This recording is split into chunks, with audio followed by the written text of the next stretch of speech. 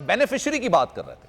ये बेनिफिशियरी नवाज शरीफ साहब भी हो सकते हैं और जहांगीर तरीन साहब भी हो सकते हैं, जिन दोनों को नाअहल किया गया है। लेकिन ये प्रैक्टिस एंड प्रोसीजर जो बिल है, अब ये बिल जब ये आ रहा था तब मेरी मुख्तलिफ कानूनदानों से बात हुई थी। उन्होंने कहा था ये आज तो लागू अगर होता है तो आज के बाद जितने लोग होंगे उन पे इंप्लीमेंट हो सकेगा, माजी में नहीं हो सकता। ऐसा है नहीं है? देखें, सबसे पहले तो इसी बात का जवाब दे देते हैं, क्योंकि इसका जो सेक्शन, ये supreme court practice and procedure bill की बात नहीं हो रही, वो तो उसके 1 जून को समाप्त होनी। हम बात कर रहे हैं जो आज अदालत के सामने एक नया कानून रखा गया है, जजमेंट रिव्यू इस तरह से करके ऑर्डर के नाम से बनाया गया है। इसका अगर सलमान सेक्शन 5 अगर पढ़ें तो उसकी हेडलाइन ये है, judgment and order made prior to the commencement of this act.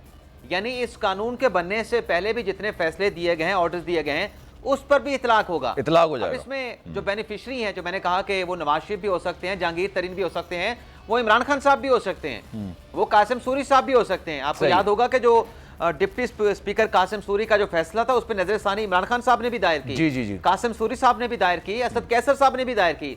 तो वो नजरसानी की दरखास्त जब वो टेकअप होगी, उसमें भी जो उसका स्कोप हो जाएगा वो वाइडन हो जाएगा, उसमें लार्जर बेंच बनेगा। पहले भी 5 रुकनी बेंच था, अब उसमें उसको बड़ा बेंच बनाना पड़ेगा, 5 रुकनी बेंच से भी बड़ा बनाना पड़ेगा। और जो लिमिटेशन है, जो हमारे कुछ साथी या दोस्त बात कर रहे हैं, वो 60 दिन की जो कदगन लगाई गई है कि 60 दिनों के अंदर आप रिव्यू कर सकते हैं, वो उन लोगों के लिए होगी जो अब जिनके खिलाफ आर्टिकल 184(3) के तहत फैसला आएगा। यानी आज अगर अदालत कोई सो मोटो के अख्तियार को इस्तेमाल करती है, इन्वोक करती है, कोई दरखास्त 184(3) की आती है, उसमें उनके लिए 60 दिन की मियाद रखी गई है। लेकिन इससे पहले जो फैसले दिए जा चुके हैं उसके ऊपर जो है वो 60 रोज की लिमिटेशन नहीं होगी। तो ये कानून जो है वो बहुत सारे लोगों को फायदा देगा, ये मौजूदा हुकूमत वालों को भी देगा और इस वक्त जो अपोजिशन में है उनको भी फायदा पहुंचाएगा। ठीक है। अच्छा नीलम, ये भी बताइएगा, ये जो अभी 2 दिन बाद जो सारी बेसिक जो इस वक्त इख्तलाफ आप कह सकते हैं या जो तफरीक आप कह सकते हैं, जो एक ऑडियो लीक्स के हवाले से कमीशन बनाया गया था, उस कमीशन ने गालिबन पीर को पहली समाअत भी की थी, फिर जुम्मे को शायद इसका फैसला आ गया था कि जनाब इसको रोक दिया जाए, और फिर हफ्ते को इसकी एक समाअत हुई, यानी 2 दिन पहले इसकी समाअत भी हुई थी और उसके बाद फिर पेश होने का कह दिया गया था, तमाम चीज़ें हुई थी। अब ये बताइएगा इसका मुस्तकबिल कमीशन का क्या हो सकता है? जैसे कि आपने कहा कि आज चीफ जस्टिस साहब को इस पर वजाहत देनी पड़ी। बिल्कुल सलमान, आपको एक जो आर्टिकल है 209 उसको वाजे करना बड़ा ज़रूरी है इस तमाम तर मामले में।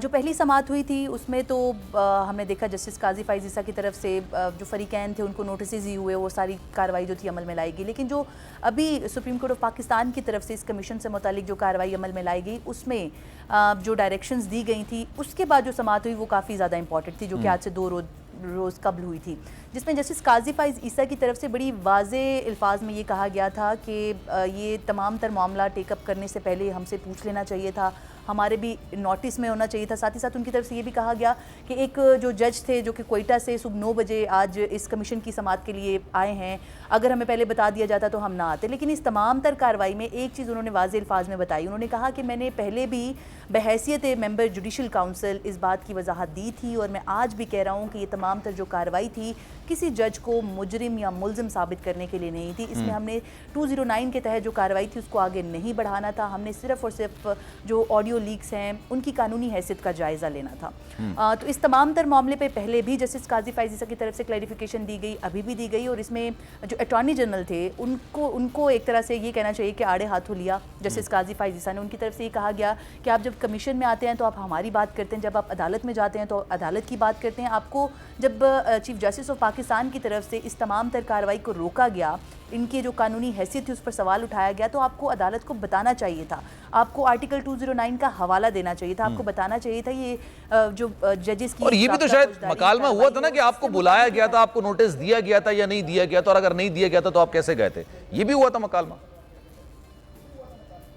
बिल्कुल, इस तमाम तर मामले पर भी जो अहम रिमार्क्स थे चीफ जस्टिस ऑफ पाकिस्तान की तरफ से दिए गए, जबकि जस्टिस काजी फ़ाइज़ ईसा की तरफ से जब इजलास की कार्रवाई शुरू हुई तो उनकी तरफ से भी अटॉर्नी जनरल की काफ़ी सरजनिश की गई। तो अटॉर्नी जनरल हमें ऐसे लगा कि जैसे जब अदालत में गए तो उनकी तरफ से थोड़ी सी खिंचाई होगी, जब यहाँ पर आए तो यहाँ से भी थोड़ी खिंचाई होती हुई नजर आई। लेकिन जो उनका पॉइंट था वो काफ़ी वैलिड था, जिस पर जस्टिस काजी फ़ाइज़ ईसा जो कि अभी इस जो कमीशन है उसकी सरबराही भी एक तरह से कर रहे हैं, तो उनकी तरफ से वाज़े अल्फाज में ये बताया गया कि बहैसियत judicial commission member, judicial council council member, मैं किसी जज के खिलाफ कार्रवाई उस आर्टिकल के तहत नहीं कर रहा था जिसमें मुझे किसी को सज़ा नहीं देनी थी, ना मुझे किसी को किसी भी तरह मुजरिम ठहराना था। सिर्फ और सिर्फ एक कानूनी कार्रवाई थी, उसको आगे बढ़ने देना चाहिए था।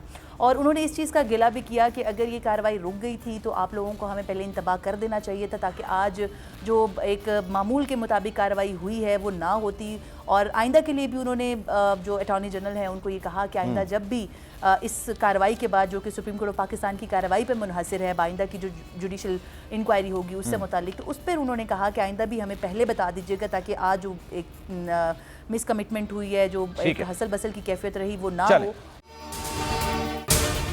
अगर आपको ये वीडियो पसंद आई है तो सब्सक्राइब कीजिए और बेल आइकॉन को प्रेस कीजिए। इंतजार था ना, चलो इस बार वो करते हैं जो इससे पहले किया ही नहीं। किस्मत की आंखों में आंखें डाल के जीतना होगा। सब में है शेर जैसी राह, जर्रा जर्रा भी हर कंटेस्टेंट को लगेगा पहाड़। लड़खड़ाना नहीं है, खोल दो अपने पंख अगर आसमान छूना है।